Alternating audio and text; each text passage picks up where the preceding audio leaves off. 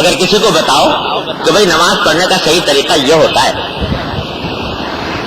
بہت سے لوگ ہیں کہ نماز پڑھنے کے لیے کھڑے ہوئے، رکوع میں گئے، ذرا سا بس اشارہ کیا پھر کھڑے ہوگا، سجدے کے ذریعے ذرا سی جیسے چونچ مارتے ہیں اس طریقے سے زمین کے اوپر پیشانی ٹیکی پھر کھڑی کر لی۔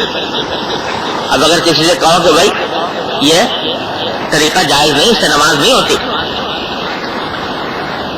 تو جٹ کیونکہ ہماری نیت صحیح ہے، اللہ قبول کرنے والا ہے، ہماری نیت درست ہے، نیت درست ہے تو عبادت بھی درست ہے۔ اور کوئی مسئلہ بتاؤ، حج کے اندر ہم روز یا حج کے اندر یہ مسئلہ کثرت سے نظر آتا ہے، کسی کو بتاؤ بھائی صحیح طریقہ حج کے اندر یہ ہوتا ہے اور رسول کریم صلی اللہ علیہ وسلم نے یہ طریقہ بتایا ہے، اس کے خلاف کرو گے تو دم واجب ہو جائے گا، گناہ ہوگا۔ خر سے لوگ کہہ دیتے ہیں جی ہمیں عجیب سب اللہ تعالیٰ سب قبول کرنے والا ہے، کوئی انما الاعمال بالنیات، اعمال کا دار مدار نیت پر ہے، اس واسطے ہم نے اگر غلط بھی کر لیا لیکن نیت ہماری صحیح تھی تو ہو گیا کام۔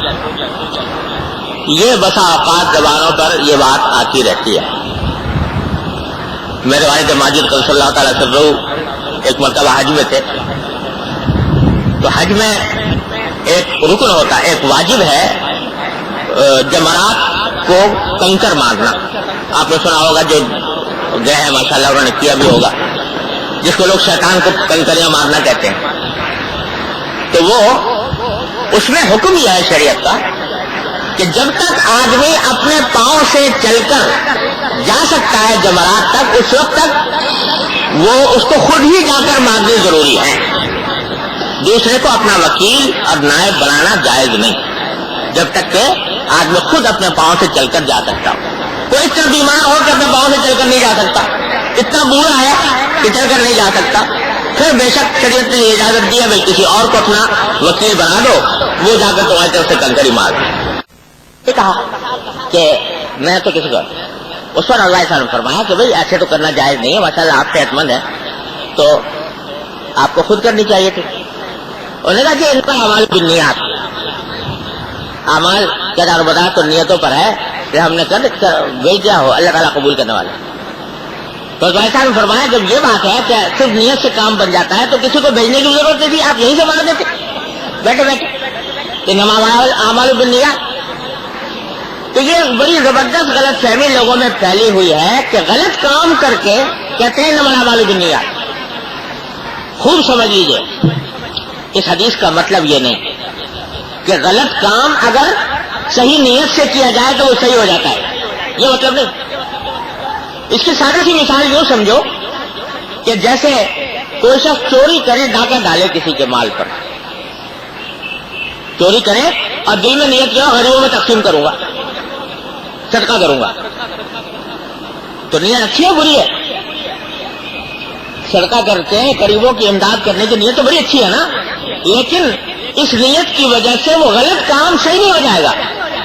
جو غلط کام ہے وہ غلط ہے، جو گناہ ہے وہ گناہ ہے۔ گناہ کتنی ہی اچھی نیت سے کیوں نہ کیا جائے وہ کبھی بھی جائز نہیں ہوتا، وہ گناہ ہی رہے گا چاہے نیت کتنی بھی اچھی کرے۔ ایک صاحب تھے، اللہ تعالیٰ مغفرت کر انتقال ہو گیا، وہ لوگوں میں ایک دینی رہنما کیسے سے مشہور تھے، تو ان کو کسی نے دیکھ لیا سینما سے نکلتے ہوئے، تو اب وہ لوگوں نے بڑا اعتراض کیا، جناب آپ تو دینی رہنما ہیں، آپ سینما سے نکل رہے ہیں، سینما سے آ رہے ہیں، سینما دیکھتے ہیں آپ؟ تو انہوں نے جواب میں فرمایا کہ بھائی میں سینما اس لیے دیکھنے آیا تھا تاکہ پتہ چلے کہ اس میں کیا خرابی ہوتی ہے، تو اس کی خرابی دیکھنے کے لیے میں سینما دیکھتا ہوں، میں نے دیکھا تو اس واسطے نیت میری ٹھیک تھی، انما الاعمال بالنیات۔ تو یہ عذر گناہ بدتر از گناہ والی بات ہے کہ یاد رکھو کوئی بڑے سے برا سے کتنی اچھی سے اچھی نیت ہو، وہ کسی گناہ کو جائز نہیں کر سکتی، گناہ کو حلال نہیں کر سکتی۔ جو چیز اللہ نے حرام کر دی حرام، کتنی اچھی نیت سے کرو، جو گناہ کر دیا وہ گناہ کتنی اچھی نیت سے کرو، جو غلط کام ہے وہ غلط چاہے کتنی اچھی نیت سے کرو. لہذا جو عمل ہے اس کے ثواب ملنے کے اس کا ثواب ملنے کے لیے دو چیزیں ضروری ہیں. یاد رکھو ہمیشہ ایک اصول. کیا؟ کہ وہ عمل جو کر رہے ہو وہ شریعت کے مطابق ہو اور اللہ اور اللہ کے رسول صلی اللہ علیہ وسلم کے حکم کے مطابق. اگر عمل اس کے مطابق ہے تو پھر نیت معتبر ہوگی. اگر عمل اس کے مطابق نہیں تو نیت کا کچھ فائدہ نہیں. فائدہ اس وقت ہے جب کہ عمل ہو. قرآن حدیث میں کیا ہے؟ انما الاعمال، اعمال پہلے چاہیے پھر نیت. اعمال کا دار و مدار نیت پر ہے. تو پہلے عمل تو لاؤ، عمل ہوگا تو پھر نیت فائدہ دے گی. عمل نہیں تو نیت تنا دے سکتے نہیں، کام چلے گا جب تک عمل صحیح نہ ہو. تو عمل کا صحیح ہونا پہلے قدم پر شرط ہے.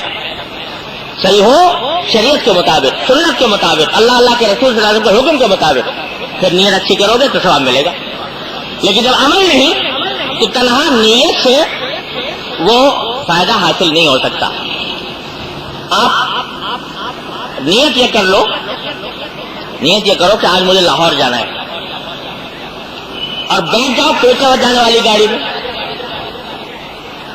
تو محض نیت کر لینے سے تم لاہور نہیں پہنچ جاؤ گے.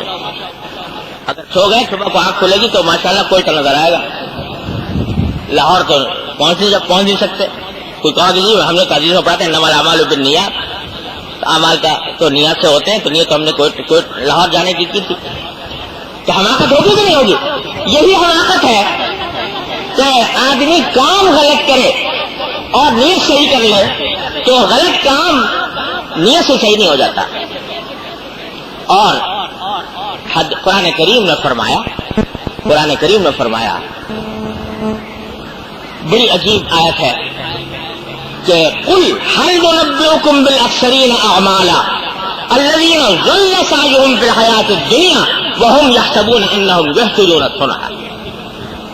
قرآن کریم فرماتا ہے کہ کیا ہم تم کو بتائیں کہ اس کائنات میں سب سے زیادہ گھاٹے میں، سب سے زیادہ نقصان میں کون لوگ ہیں؟ فرمایا سب سے زیادہ گھاٹے اور نقصان میں وہ لوگ ہیں جن کے عمل دنیا کے اندر ضائع ہو گئے اور وہ سمجھتے رہے کہ ہم اچھا کام کر رہے ہیں، سمجھتے رہے کہ اچھا کام کر رہے ہیں لیکن عمل ضائع ہو گئے. سمجھتے رہے اچھا کام کر رہے ہیں، کیوں؟ اس واسطے کہ نیت غلط نہیں تھی، نیت صحیح تھی لیکن راستہ وہ اختیار نہیں کیا کہ جناب رسول اللہ صلی اللہ علیہ وسلم کا بتایا ہوا راستہ. جتنی بدعتیں ہیں، جتنی بدعات ہیں، ان سب کا حال یہی ہے. جو لوگ بدعت میں مبتلا ہوتے ہیں وہ بسا اوقات بڑی اچھی نیت کرتے ہیں. نیت یہ کرتے ہیں کہ اللہ راضی ہو، نیت یہ کرتے ہیں کہ جناب نبی کریم سرورت عالم صلی اللہ علیہ وسلم کی تعظیم ہو، تکریم ہو، آپ سے محبت کا اظہار ہو. لیکن طریقہ وہ اختیار کر لیا جو طریقہ آپ کا بتایا ہوا نہیں. تو چونکہ طریقہ وہ نہیں اختیار کیا جو حضور نے بتایا تھا، اس واسطے طرح نیت کرنے سے ثواب نہیں ملے گا. دیکھو اگر کوئی شخص جناب نبی کریم سرورت عالم صلی اللہ علیہ وسلم سے زیادہ اس کائنات میں کوئی بزرگ ہستی ہو سکتی ہے؟ کوئی نہیں. اور آپ کی تعظیم کتنے بڑے اجر و ثواب کا کام ہے، اتنی بڑی عبادت ہے سرکار دو عالم صلی اللہ علیہ وسلم کی تعظیم اور آپ سے محبت کے کوئی عبادت اس کی ہمسری نہیں کر سکتی. اتنی بڑی عظیم عبادت ہے. اس تعظیم کو کرتے ہوئے جا کر حضور کو سجدہ کر لے. نیت کیسی ہے؟